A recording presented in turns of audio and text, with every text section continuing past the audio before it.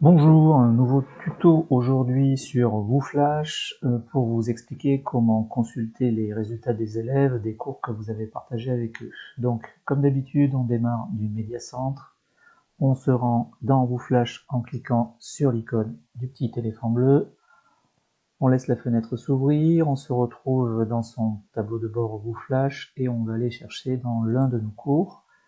Donc là, je vais par exemple aller sur le cours sur la traduction, les fiches de révision que j'ai envoyées avec mes élèves. Alors, où vais-je pouvoir consulter les résultats des élèves? Première étape, on va regarder ici en haut à droite. Vous cliquez sur le petit icône et vous voyez tous les participants. Donc vous voyez leur nom, prénom, et vous voyez également depuis combien de jours ils ont consulté votre cours. Ensuite, nous allons un peu dépouiller les résultats. Donc ici au centre de l'écran, je clique sur résultats. Je laisse la machine tourner. J'ai deux options ici. Je vais pouvoir soit regarder les statistiques globales, tout élève confondu, soit regarder les statistiques d'un seul élève. Le tableau aura exactement la même apparence, l'affichage, soit il sera individualisé, soit il sera pour toute la classe, enfin tous les élèves à la fois. Allez, on part sur les statistiques de tous les élèves simultanément. Le premier encart, la première fenêtre, c'est le résumé. Tout élève confondu, du taux d'avancement, c'est-à-dire du nombre de questions qui ont été vues, du taux de réussite et du taux d'ancrage, c'est-à-dire de la durabilité de la mémorisation pour chacun des élèves. Donc là, c'est un taux global, donc c'est pas très significatif. Ensuite, ici, je vais avoir l'avancement par élève. Pour chaque question, je vais avoir pour chaque élève une petite gommette colorée, et cette petite gommette colorée, elle a une signification. Donc si je me place dessus, vous allez voir, pour ce premier élève, sur la première question, il a 2 essais, une bonne réponse, un je ne sais pas. Voilà, si je vais sur celui-ci, je vois par exemple Eleanor, elle a fait 5 essais, 5 bonnes réponses à chaque fois. Donc ça me permet ici de regarder au cas par cas un petit peu les réussites au global sur tous les élèves en même temps. Encart suivant par chapitre. Donc là, ça va me donner pour chacune de mes petites fiches de révision les taux de réussite d'avancement.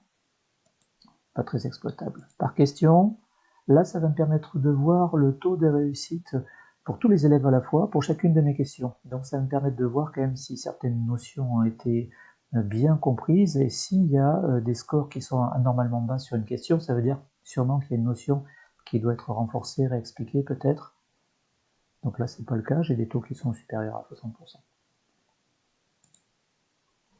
Ensuite, ici, par élève, je vais avoir ici un tableau récapitulatif pour chaque élève avec le taux de réussite, c'est-à-dire le pourcentage de questions auxquelles ils ont bien répondu, le taux d'avancement, c'est-à-dire le pourcentage de questions qu'ils ont déjà vues, donc là ils ont vu quasiment toutes les questions, session d'études, c'est-à-dire le nombre de fois ils se sont connectés sur WooFlash, c'est-à-dire le nombre de fois où ils ont fait des sessions de révision, la durée moyenne d'études, ça c'est pas très significatif parce qu'il suffit qu'ils laissent leur téléphone allumé et on va se retrouver avec des scores un peu extravagants comme ici 520 minutes.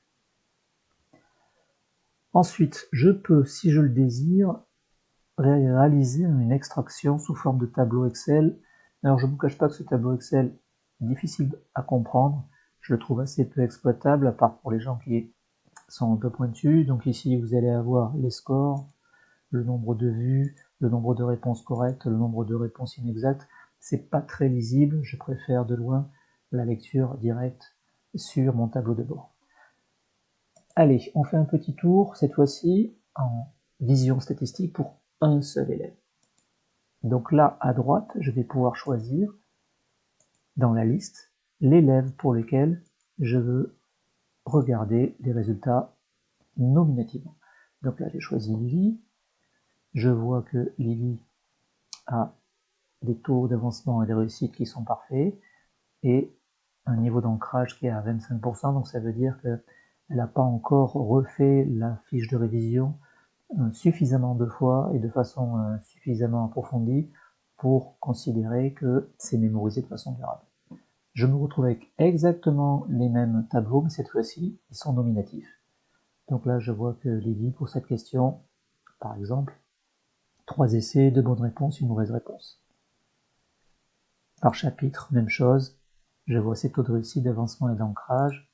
Par question, même chose, je vois les taux de réussite. Là, je vois par exemple que sur ces questions-là, 50%, peut-être que cette notion devrait être renforcée. Et ensuite, ici, je retrouve le même tableau que tout à l'heure. Voilà. Pour cette vidéo, on en a terminé. C'était simplement une façon de vous montrer que moi, en tant que professeur, quand je partage des fiches de révision avec mes élèves, je peux ensuite jeter un petit coup d'œil pour leur faire un feedback si c'est nécessaire, voir si les notions ont été correctement mémorisées, voir si les élèves ont consulté la fiche de révision, encourager ceux qui ne l'ont pas fait à le faire, et puis peut-être individualiser avec ceux qui ont des résultats un peu faibles dans certaines questions, une aide, ou m'approcher d'eux pour essayer de leur expliquer les points qui semblent un peu moins bien compris. Je vous remercie de votre attention, on se retrouve bientôt pour une autre vidéo. Merci, à bientôt.